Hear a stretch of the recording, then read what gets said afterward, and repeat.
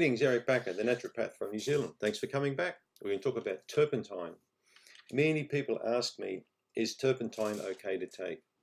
I want to try turpentine because many candida experts talk about turpentine, saying it's wonderful, it cures candida, it eradicates candida, it cleans up the gut. It's been used for hundreds of years. It's going to work on me. I think it's going to be successful. Well, been there, done that.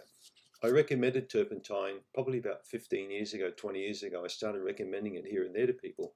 Like a lot of other people, I was just a parrot. I was just copying what other people told me,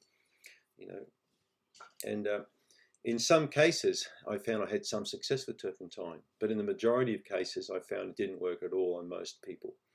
Now, I've been in this game a long time, as you're probably aware. So I watch people and I track them long term. I keep all my patient files. I keep patient files even back from the 80s. I've got patients going way back. And now that I'm coming up to closing my clinical practice, it's very interesting when I go back through some of my patient files and have a look at the reports and some of the the findings and things I've written up on people. I mentally keep a track long term on what I believe are the best kind of treatments for the majority of people. And turpentine does not fall into that category whatsoever. I find it a very fringy type of approach. It makes people like me look like a fool as far as the medical profession is concerned. Turpentine historically has been used for a long time, but like a lot of other things historically, it's falling by the wayside. People believe what they want to believe. People did all sorts of therapies a long time ago, and some of these crazy therapies have pulled through, like turpentine. Turpentine had its origins originally, if we go back, in fact, right back to the 1400s and 1500s.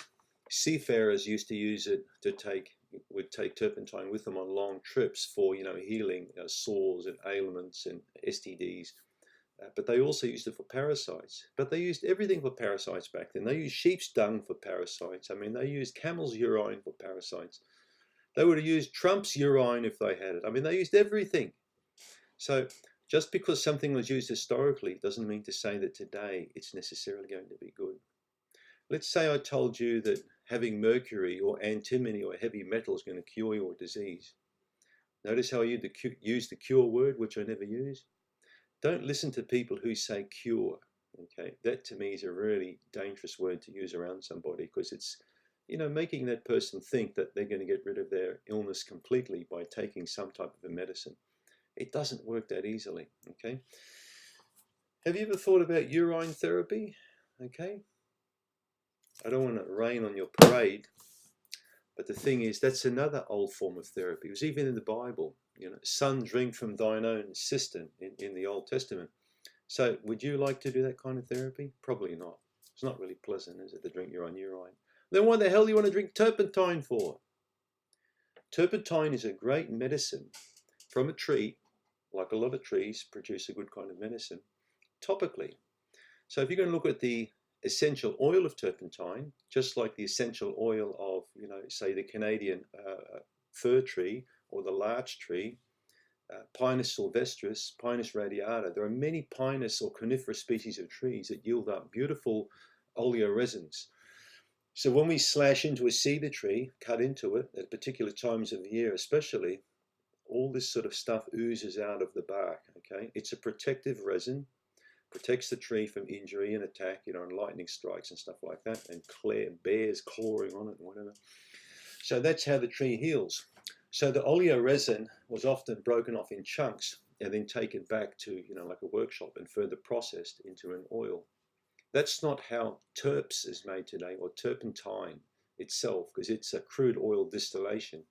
So we can't compare the big bottles, the half-gallon turpentine bottles in the hardware store, to the small bottles of gum turpentine that you find in the artist shop or in the health food shop. Don't get me wrong, they're a different kind of product. But still, there are a lot of terpenes and phenols and chemicals in terps, whether it's, the crude product from the oil refinery, or whether it's from the tree. Okay, there are still chemicals in these products that can make you sick either way. So taking any kind of a strong product like turpentine in internally can have kidney effects, it can have liver effects, it can affect your immune response. It can affect your beneficial flora response. I've tracked stool reports on people for a long time now using all kinds of therapies, including turpentine therapy. And I can tell you now, I've seen some not so nice things in stool reports on people on turpentine, for example, compared to grapefruit seed extract.